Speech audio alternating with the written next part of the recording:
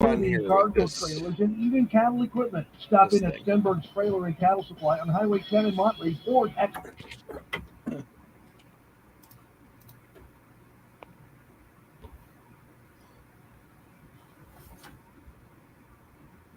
This is the Morning Sports Desk for Friday, January 5th. Corey, another busy day with the high school sports scene across our listening area, but it is a Friday, so before we get into any of that, we are joined on the line live this morning by Bertha-Hewitt Activities Director Dave Mills. He's joining the Morning Sports Desk this morning. Hey, Dave, thanks for waking up with us. Pretty darn good. So let's dive right into this thing with the high school sports season for the winter stuff. Why don't we start off talking a little Bertha-Hewitt Verndale Parkers Prairie Wrestling? What's going on with those guys? Yeah, they going into the season, Bill Wagner, our head coach out of Parkers Prairie, always putting together a good squad for us. We were very optimistic about the season. Thought we're going to compete for the number 1, number 2 spot in the section. And we kind of got off to a slow start. A lot of sickness in the month of December. We really didn't seem to be at full strength and kind of lost some close matches that we thought we should have won. And then we kind of starting to battle the injury bug right now. But the school we were kind of going to compete with at the section level was going to be West Central area, knowing that coming into the season. And we actually faced them last night and won a close one. I think we won 37-36. So kind of shows that we might be starting to hit our stride and, hopefully competing for the section title once again.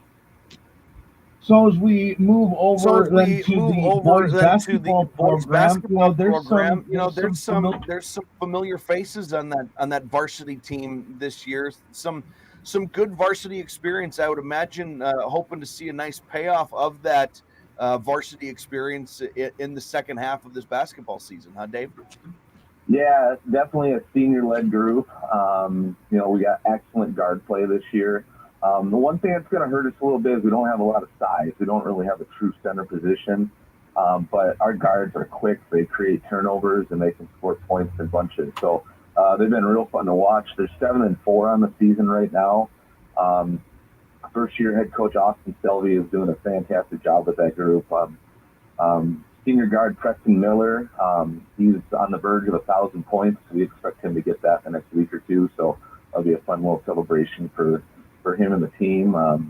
And sophomore Brady Rock is playing incredible right now. He's shooting about 45% from 3 points and just scoring in bunches for us. So it's a fun group to watch. Just got a great road.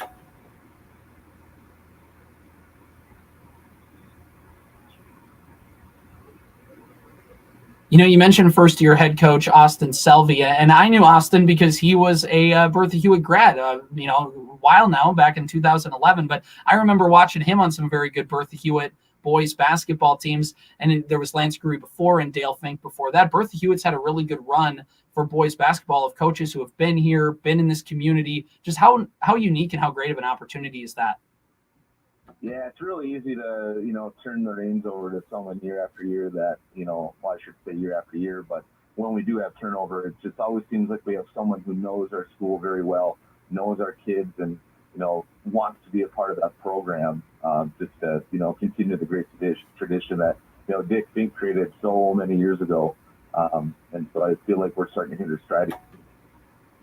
Flipping over to girls basketball, Stephen Quam has that program in a nice spot right now, and I was at their game on Tuesday night on calling for the radio against Sabika. They got a nice a win, playing well in the final couple minutes. What can you say about Coach Quam and company? Yeah, another very senior-heavy team, senior-led. We got 9 senior girls this year. Some of them have been playing since they were freshmen and sophomores, so a lot of experience there. At times we can struggle to score the basketball a little bit, but they play tremendous team defense.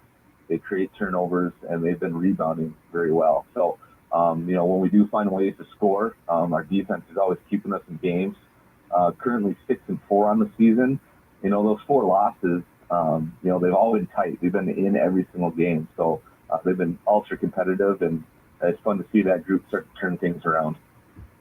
So what else is happening around Bertha-Hewitt this winter that we need to know about?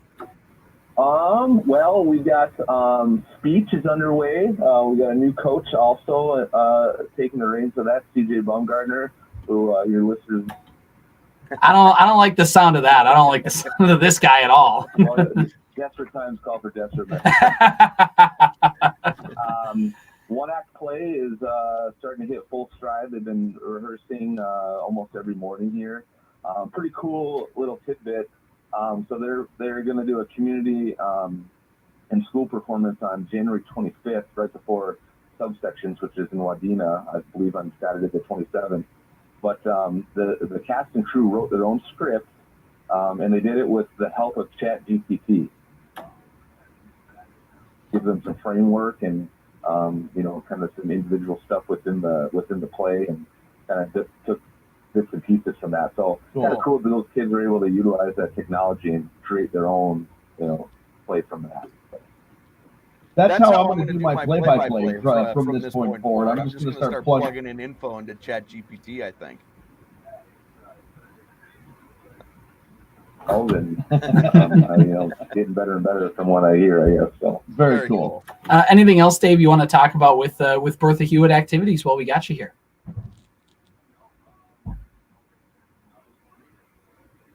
Bertha-Hewitt Activities Director Dave Mills. Dave, thanks for joining us this morning. Thanks for talking with us here and in the fall, and we look forward to talking with you in the spring as well. That is Bertha-Hewitt Activities Director Dave Mills joining us on the morning sports desk. Corey Tackman, you yourself talk a lot about ChatGPT. My brother's in the one act play. He didn't tell me a dang thing about that. That's pretty darn cool. There's some really neat things I know that you can utilize. You can utilize that for. There's some probably really neat applications in most people's work life that they could utilize ChatGPT. There's some, I think you hear some horror stories and stuff like that from having something like AI existing and whatever. But I know there's well, turns out it's pretty smart. So if you plug in all the right parameters, it's gonna pump something out. My wife sent me one time a poem that ChatGPT wrote about me and my beard. About your beard? Yeah, and it was like, on like a regular sheet of like printer paper or whatever. I think it would have gone, like, it would have been a full front and back. Mm-hmm. And it was beautiful. It's one of the nicest things anybody has ever said about me ever. And it came from a robot. And it came from a robot. Yeah, that's exactly right. Hey, Corey, there was some local stuff that happened last night, and I think this is a good tie into a couple different things that we need to announce. So for those of you who are listening live to this program on the Morning Sports Desk, it's going to sound a little different on Monday because we are going to take Morning Sports Desk. We're doing a bit of an on-air stuff, but a production meeting here, Corey, but it's going to go to a podcast-only format for the time being. Yep. And the reason is because we're doing some reshuffling of duties and responsibilities here at Hubbard Radio-Wadena. But that doesn't mean that we don't have somebody coming in who doesn't know what they're doing. We have somebody here who's going to help out a lot. And joining us live on the Morning Sports Desk this morning, live and in studio, Mr. Kyle Gelsine. Bringing back the dinosaur. Oh, no. Hey, Kyle. It's had Kyle back, of course, covering wrestling for us. Covering wrestling with Dan Lawson last night. Had a nice triangular in where was that? New York Mills last night with Wadena, Deer Creek, and Staples Motley. But Kyle, as Kyle said, bringing back the old guy to KWAD. So the young at heart Kyle Gelsine makes a triumphant return. I just had to run down to the big dogs to get some coffee, and I said that nobody drinks coffee at the radio station anymore. Like, what are they, children? Yes. Yeah. One of them looks like he's 12. So Kyle, last night you're going to be doing the morning show again. You're going to be here bringing stuff back right away on Monday, right? As far as I know. Well, we don't cross our fingers for anything. Well, I'm planning on sleeping in Monday morning, so The last couple of weeks have been kind of, do I go in? Do I not go So Kyle's going to be coming back. He'll be right back in the mornings on this time on KWAD starting Monday. But Kyle, for morning sports desk purposes, you were in New York Mills for a triangular last night in wrestling between Staples Motley and Wadena Deer Creek. How's that? It was really good. It was fun to get back. I enjoy working with Dan and enjoy doing the sports and visiting with coaches and ADs and things like that. So that's one of the big things I missed when I left here initially. But Staples Motley definitely showed why they are ranked 5th in the state, because they are a very solid team. You know, they've got a handful of kids that are ranked in the state, including Colby Tappy, who's ranked number 1 in Class A at his weight. But even the kids that aren't ranked, they fill the weights with some quality kids, and they showed it last night, and picking up 2 wins against New York Mills and Wadena Deer Creek. And then what the match between the Wolverines and the Eagles, we anticipated it being the most competitive of the night in terms of, you know, evenly matched squads, and that certainly played out. Scores kind of went back and forth throughout the night until we got right down to, I think, the last 3 weights, and then the Eagles picked up wins at all 3 of those upper weight classes to seal the victory. We were talking yesterday, Kyle. You know, I think with some of the changes that have happened in high school wrestling, I know there's one less weight class than a year ago, but it's been a long time since we've had a wrestling triangular on the air that had the potential, you know, to see 36 matches in a night. That's not always been the case with the trend in high school wrestling. Just fun to get a full gym and a full night of wrestling out of the deal, I'd imagine too. It was. Dan and I made the comment, especially when you get 3 teams like we had last night. I mean, they've been rivals in wrestling for years, and I think we had maybe a handful, maybe 5, 6 forfeits all night long in all 3 of the duels total. So it was fun, and you get into some of those matches, especially that duel between the Wolverines and the Eagles, where there was a couple of really close, intense matches, and the crowd, you could just feel the crowd getting into it, and it was a lot of fun and great atmosphere last night for high school wrestling. It's a different wrestling atmosphere in a gym, isn't it, than any other sport? It's like it's family. You get these names that, these kids have, grandparents wrestled for their schools or whatever, and so everybody's connected. You're always traveling. It's kind of like hockey parents. They all travel to get into these tournaments, and starting out in the elementary grade levels, they're always running around on a Saturday to various tournaments, and it keeps going right on through junior high and high school and stuff. So yeah, it is a fun atmosphere. Yeah, and there was a little pregame festivity or pregame honoring before everything got started. What was going on with that? The Salo brothers, Dean and Doug Salo, were, I don't think they've been inducted yet, but it was announced last night that both Dean and Doug Salo are going to be inducted into the, I can't remember how to pronounce the last name, Dave Bartoloma, something like that. Sure. State Wrestling Hall of Fame. So wow. So one, it's cool to get recognized for your contributions to the sport, but to go into the Hall of Fame together with your brother, I mean, it doesn't get any better.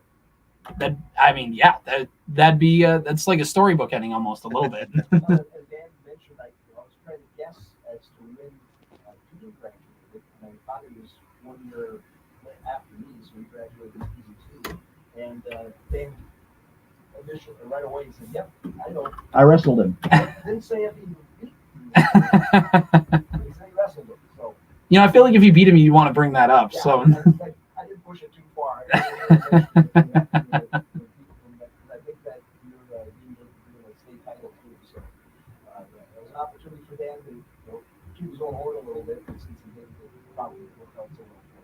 Kyle, you're still in a capacity doing some stuff at Wadena Deer Creek schools, and so you'll probably be around tonight for the girls basketball game. They're hosting Pillager. That should be a fun one. Yeah, it should be a lot of fun. It's the only home event that we've had this week. It's coming out of the holidays. It's been a very busy week in terms of high school sports, but last night the boys were at Henning for a chance to take the grab first place in the Park Region Conference. close game at halftime. The Wolverines, I think, were up by 3, but the Hornets came back and got a win there. It sounds like they've got a nice team. And the girls at home tonight against Villager. And looking at the calendar, it's like, oh my goodness. Right. January is going to be crazy, and before you know it, it's going to be turbo time. Exactly. I know it creeps up on you so fast, but we will have that Pillager and Wadena Deer Creek girls basketball game on the airwaves tonight on KWAD 101.7 and AM 920, 7:15 pregame, 7:30 tip-off. I'll be on the call for that one tonight. Should be a pretty fun one. Kyle, we're gonna end the morning sports desk with this here, and that is that the Minnesota Vikings have a playoff spot on the line if they win, and they need a couple other teams to lose. Gut level, or the Vikings going to be playing in the postseason? I think we're done. Yeah. It's unfortunate the way things have played out. And, you lose your star receiver and then your starting quarterback, and the potential was there for a nice season for them, and it's all kind of falling apart a little bit. And I think right now everybody's kind of like, okay. Everybody's kind of ready to be done a little bit. They're a little, yeah, exactly. And those injuries pile up. It's tough to have everybody want to come into practice and want to. Right. So so we're both kind of predicting that they don't make the playoffs. I don't think they're going to win. I think Detroit's a very good team, but I also think that they're very ticked off after getting gypped out of a win thanks to the refs last week. So they're going to come pretty motivated. Unless they want to rest a bunch of people, knowing that they've got a playoff spot, but I think they're playing for a position. Right. So I think they'll still play some of their guys at least a half. But if they rest everybody, then they got a chance. Kyle Gelsine, everybody, on the morning sports desk. And this will do it for the morning sports desk for Friday, January 5th. It's 7:33 on KWAD. Here's MNN News. Minnesota News Network. I'm Brent Palm.